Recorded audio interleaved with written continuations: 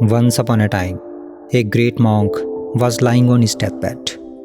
Before passing away, he said to his young disciple, who was also his chosen successor, "Remember one thing, never allow a cat into your life." With these final words, the master took his last breath. A large crowd had gathered to hear the last statement of the revered monk. Everyone was surprised by his unusual last words, including the young successor. He kept wondering, why should I not allow a cat in my life? The master was cremated with full rituals and respect. However, the young monk was still puzzled and kept thinking about his master's final message. He could not understand its deeper meaning. There was also an old monk in the monastery who had lived alongside the master for many years and had closely observed his life. Although he was wise, but he was not chosen as a successor because of his old age and declining health. Noticing that the young monk had been lost in thoughts for several days, the old monk approached him and asked, "Why do you seem so troubled?" The young monk shared, "Before dying, the master told me not to allow a cat in my life, and I don't know what he meant." The old monk smiled gently and said, "My dear friend, perhaps you don't know. There is a long story behind it." And he began narrating the story. And the story goes like this. A long time ago, when the master was a young man, he renounced his home, wife, and children to seek the truth. He went deep into the forest and started living near a small village.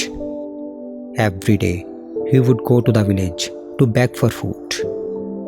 The villagers were pleased to have a monk in their village. They often sought his guidance, and out of respect, they built a small bamboo cottage for him to live in. The monk had only 2 pieces of clothing, but a problem arose when rats began to enter his cottage and chew on his clothes. This caused great trouble for the monk. He shared his concern with the villagers. One of them suggested, "Why don't you keep a cat? It will drive the rats away." The monk found the idea sensible and accepted a cat from the villagers. As expected, the cat kept the rats away. But now, a new problem arose. He had to feed the cat, and for that, he had to go to the village several times to ask for milk. When he shared his new concern, the villager said, "Instead of coming to village several times a day, why don't you keep a cow? If you will have a cow, then you will get milk for the cat and also for yourself. We can give you a healthy cow." The monk agreed and began keeping the cow. But soon, he realized that cow needed grass and regular care. Since the monk spent most of his time meditating, so it was difficult for him to visit village several times a day to beg for grass. He again shared his concern with the villagers. The villager said, "It does not seem right that a monk like you begs for grass every day. You should have someone to help you." They proposed a solution and said, "There is a widow in our village. Her husband has passed away and she has no family. If we ask her, she would be happy to serve a monk like you. She can take care of your cow, your cat, and even you. We will also clear some land beside your cottage so that she can grow grass and vegetables there." The monk found nothing wrong with the idea. The villagers spoke to the widow and she readily agreed. She moved into the cottage and began managing everything, feeding the cow and the cat, maintaining the hut, cooking meals, and working in the small field. She worked with great dedication. The monk, seeing her efforts, started helping her in the field. Slowly, they began spending more time with each other, working side by side in the field. Eventually, their bond started to deepen. The woman was beautiful and the monk was young.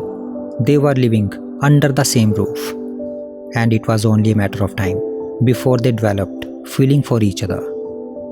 Their relationship turned intimate, and ultimately, the woman became pregnant, and after a few months, she gave birth to a child. The monk, who once meditated all the day, now worked tirelessly in the field to feed his family.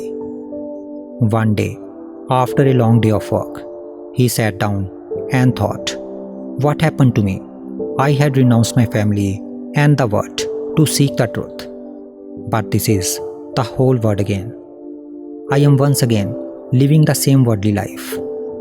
It all happened so gradually that he had not noticed until the birth of the child. Then he realized it all began with the cat.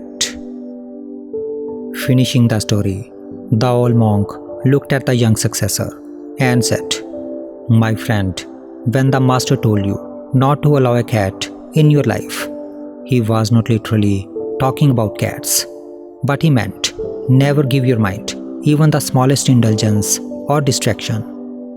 Because if you do, it will slowly take over your life without you even realizing it."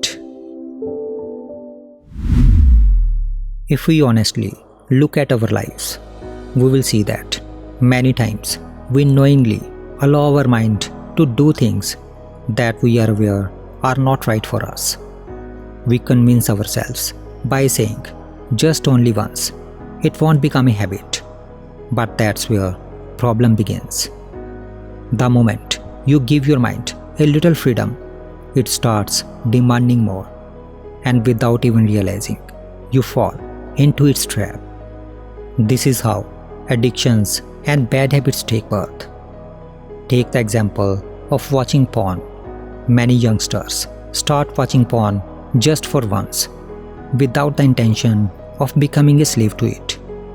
They just give their mind a little space to enjoy, but slowly it becomes a deep-rooted habit. The same happens with junk food.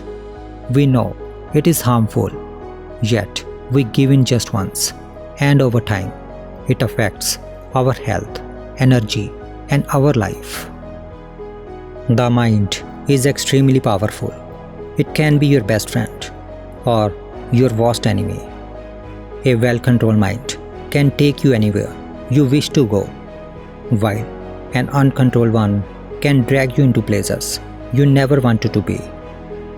A mind without control is like a fast-running car without a steering wheel, or a train without tracks. It has speed but no direction, and that is dangerous. Therefore, you must learn to control your mind and guide it. Otherwise, it will take control of your life. Even the great monk gave a little leverage to his mind, and that one choice brought him back into the very world he had once renounced. So, never keep the cat of mental indulgence, because once you let it in, it will quietly take over your life before you even notice.